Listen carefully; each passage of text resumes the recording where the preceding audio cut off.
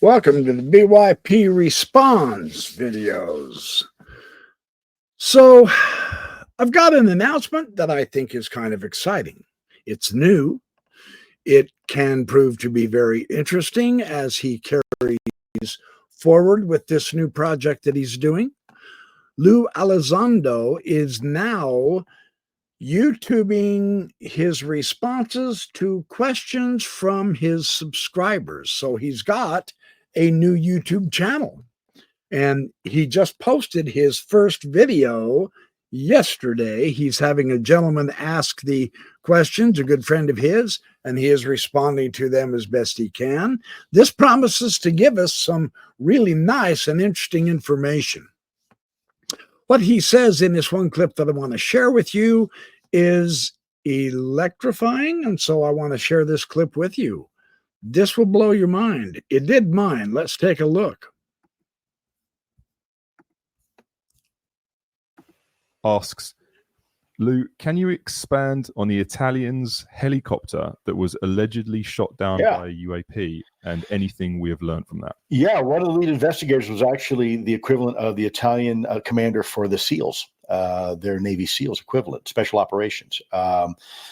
So let me give you a little background. There was this city on an island that was being plagued by what they considered fires that were just occurring randomly.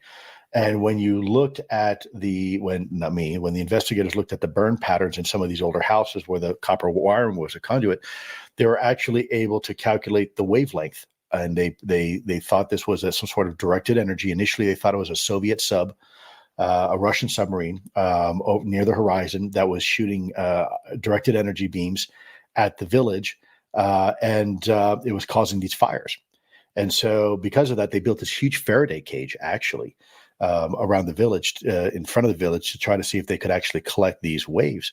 When they started seeing UAP discs, floating orbs, silver discs, and there's multiple pictures and photographs and videos. I actually spoke to the people who ran the investigation. It was a top secret investigation at the time, not U.S. top secret, so I can talk about it, foreign top secret. And it's no longer top secret. They released the results. So let me just caveat that. I'm not speaking out of turn. I'm not talking about anything classified. But when they got up close and personal to one of these UAP, it reacted. And in fact, they described it shooting out some sort of beam and interfering with the helicopter, not just the mechanics, but the actual physical structure. And when the helicopter came down to do an emergency landing, they looked at the blade of one of the helicopter blades that provide lift for the helicopter, and it appeared to be blown out from the inside out, as if think of sap on a tree when there's a fire, right? And then that sap burns inside the tree and kind of explodes the tree, very much the same way. And I've seen the pictures, I've seen the video. There is absolutely something that is pursuing this helicopter. This helicopter was a undercover helicopter, right? You couldn't tell it was a military helicopter. Only the people flying it knew it was a military mission. And so they were very concerned about that. Fascinating investigation. And it's a great question because people forget about that. And these types of investigations are occurring around the world. So this just kind of set me back on my heels. I have never heard of a UAP actually going into attack mode, and this comes from Elizondo on his very first video interview with his guests, with his subscribers who are asking him questions. So I am of the hope, and Lou does say that in this video. I won't worry about sharing that clip with you. He shares the hope that, well, maybe I will share the clip with you. I've got it marked. I might do that.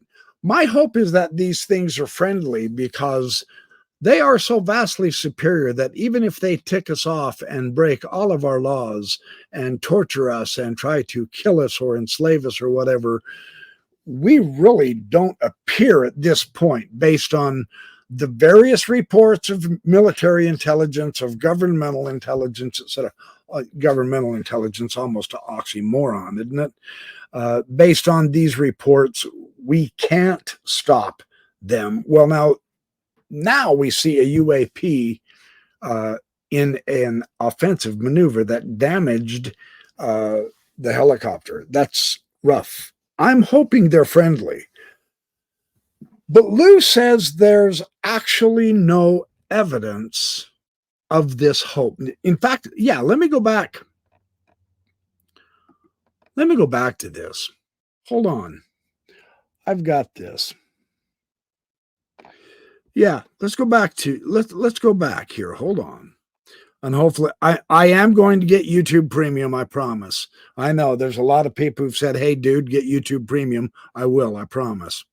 Let's see what happens. Cloud to harvest water.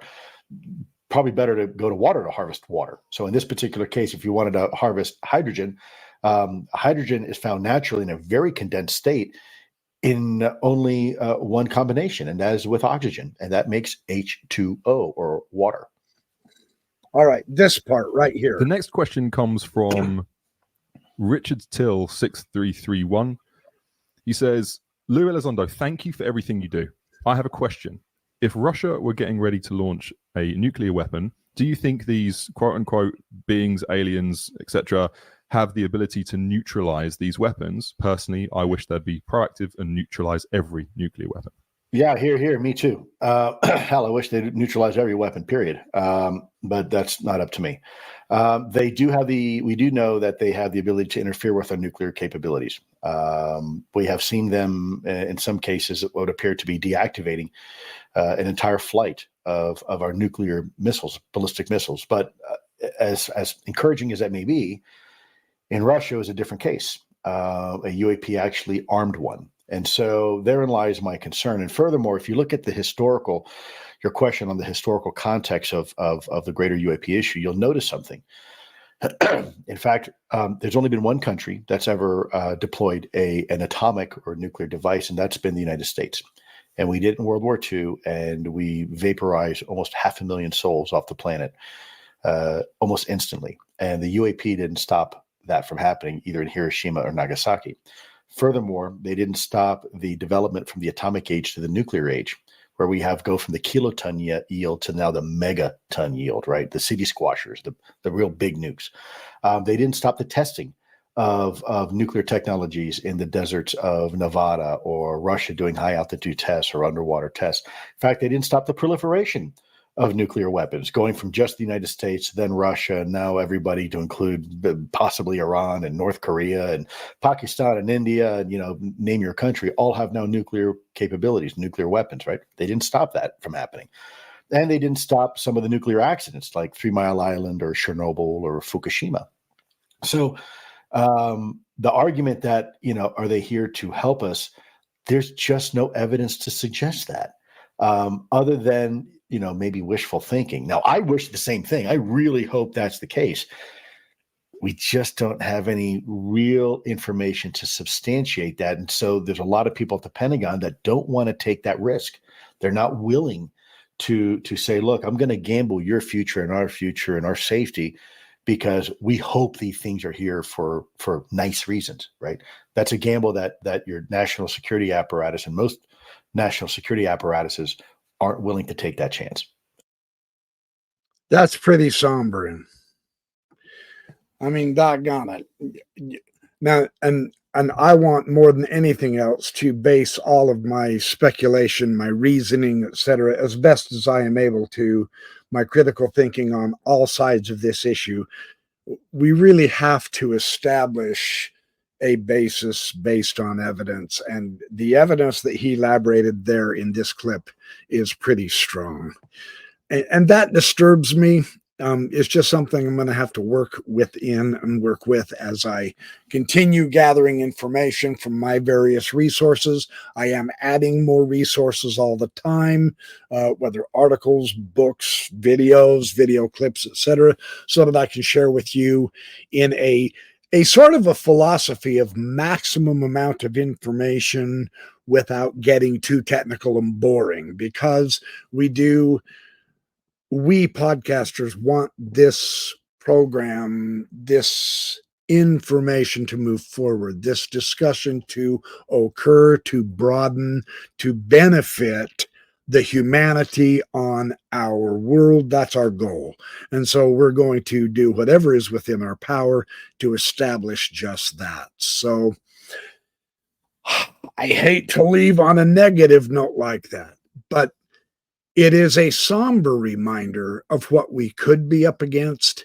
And therefore, as I've said in previous videos of mine, we have a psychological adjustment to make. And so the sooner that we begin to analyze and understand this situation as best we can, the longer the time we're going to have to improve our capability of understanding, the chance we will have to be able to not fall into deep bouts of depression and become paralyzed, but be useful, be able to be beneficial for one another. This is our goal. This is what we're hoping can happen.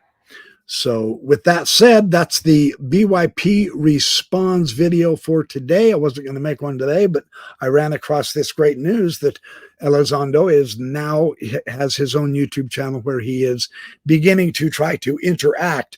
Again, one more very powerful voice in this huge amassment of a gathering and a synthesizing and a crunching and a conceptualizing of lots of information in order to benefit and help us be able to continue to exist in as peaceful a manner as we know how. That is all of our hopes and prayers. So thank you for joining the ByP Responds.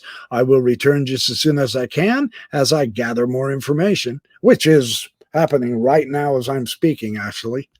So I'm going to go digest it and perhaps do another video shortly. Yes. Have a great night, you guys.